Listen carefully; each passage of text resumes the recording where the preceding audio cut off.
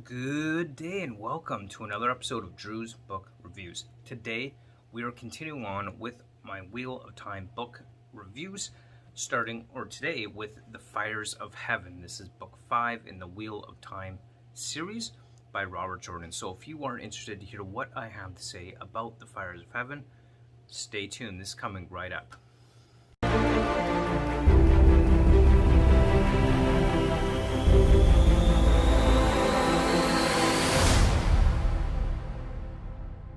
Okay, so The Fires of Heaven by Robert Jordan, Book 5 in The Wheel of Time.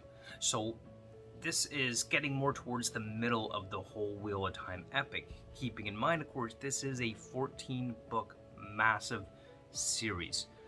This is by no means a small series. This is actually a reread. I've mentioned that before, but if you haven't heard it before, I am rereading this probably for the third time because it is one of my favorite fantasy series of all time.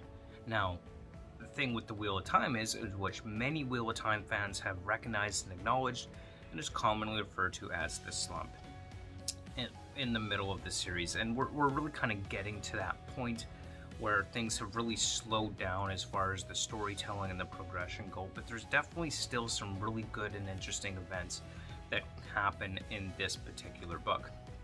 Now, before we go any further, I'm just going to put it out there, spoiler warning. This review likely will contain spoilers, possibly for some of the earlier books as well as this book. So I just want to put that out there now, that there may in fact be some spoilers. So if you don't want any spoilers, you've been warned, essentially. So just kind of getting into what's going on or what's happened in the Wheel of Time world up to this point. So Aleida Siuan Sanche, Amyrlin Seat, has been deposed. She has been stilled and was up for execution, but she fled the White Tower, and we have Aleida, who has become the new Amyrlin from the Red Ajah. So that event has essentially spurned a whole new catalyst of a new group of sisters who are basically in open rebellion against the tower and what's happened. They're in exile, and Siuan Sanche has to find a way to survive with Miana, her former keeper, in order to rejoin the Aes Sedai in exile, essentially. So she is fleeing for her life, and that's kind of her storyline is starting to pick up about where she's going from there. So while that's happening and going on, we've got Rand with his Aiel in the Aiel Waste, and he is making preparations to cross the Dragon Wall into the wetlands where the Wetlanders live, as he comes in force with his Aiel army on the way to conquer the world as the Dragon Reborn. In the meantime, Nynaeve, she's busy learning more about the world of dreams and being taught by the Aiel Wise Ones how to control the world of dreams and just basically grow in strength and power within that world. And of course, there's many sequences in which we're in the world of dreams, the kind of things that happen, meeting up with some of the Forsaken within the world of dreams, and just in general, learning more about the world, getting more information. This is how they learn about what's happened in the White Tower through the world of dreams. Teleran Riyadh, and she's still on her learning curve, of course, and of course the Aiel Wise Ones are still basically controlling her training in that respect, while Rand is busy trying to bring his Aiel army across the Dragon Wall into the wetlands. And while that's happening, of course, we have Mat on the side, who he's got all these gaps in his memory, essentially. So he is trying to fill in the gaps, figure out where it's coming from, and suddenly he has all this military knowledge in his head, and he has no idea where it came from. So he's kind of coming into himself as this military genius because of all these memories that aren't his stored in his head. And throughout the book, we kind of hear this idea that the dice are rolling in his head, and he can hear them rolling in his head because he's the gambler, right? So gambling is his thing. Having these dice roll around in his head is kind of what's going on in his mind, and how he perceives this warning that things are about to get bad. And everything keeps pulling him back to Rand al'Thor, and he wants to go away. He wants to just forget about it. But he can't, because he keeps being pulled back into the story.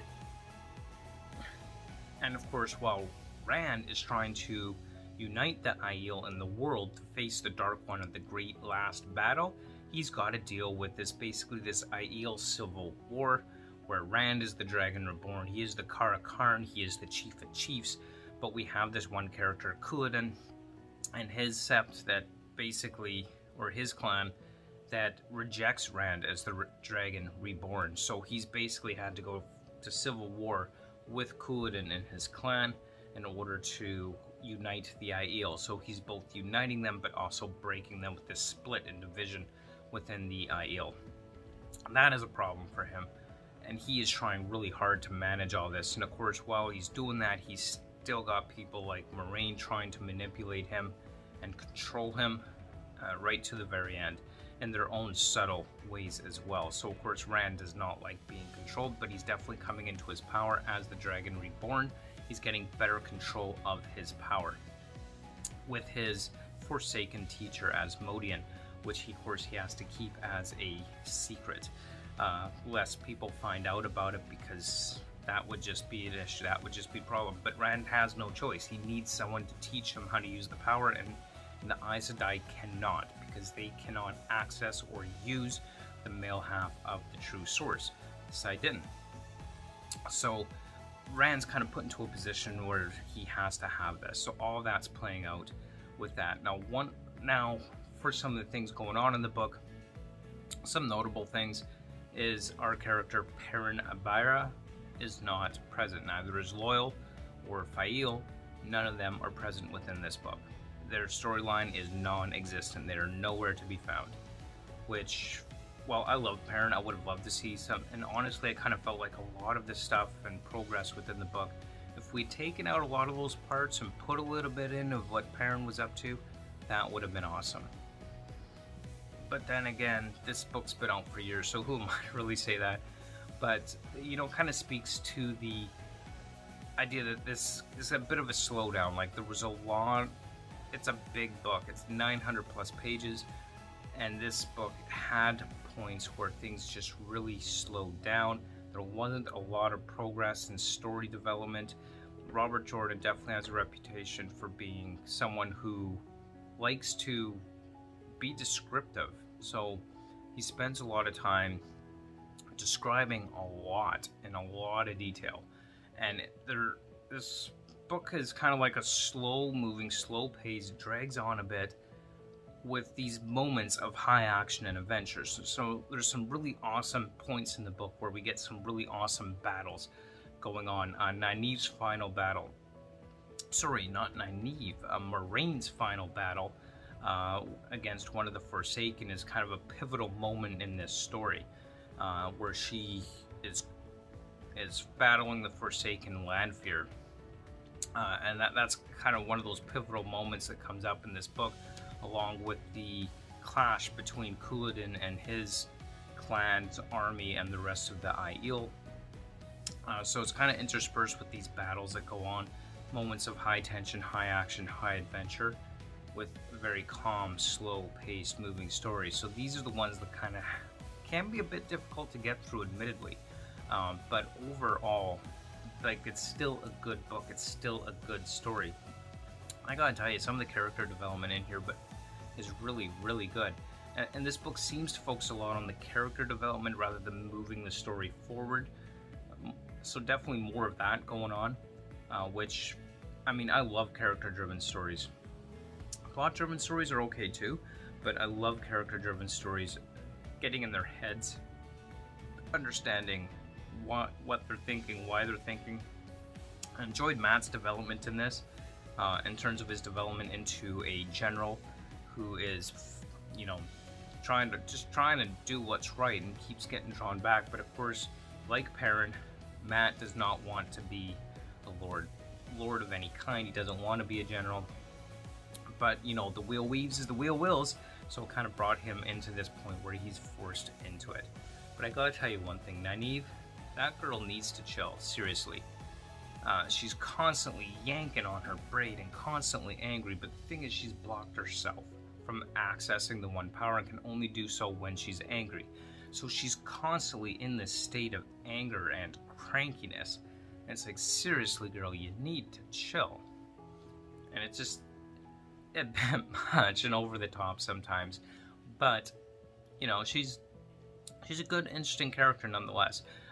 So, I mean, we've got Nynaeve and we've got Elaine. They have reunited with the Aes Sedai in exile along with Siuan Sanche, so that they are with them and back, no longer pretending to actually be Aes Sedai, but now back to their position as accepted. So overall, I gave this book 3 out of 5 stars. It certainly wasn't terrible, but not the best of the Wheel of Time either. Definitely not my favorite. Did not like it as much as Shadow Rising. But overall, like I said, it does move the story forward. There is more character development within this book. And it's just a slower moving, slower paced story interspersed with moments of high action and adventure. And overall, like I said, good read. I enjoyed it. Don't really have much more to say about this particular book in the Wheel of Time series. But like always, you know, let me know what you thought. Did you like this one? Do you think it's a good one?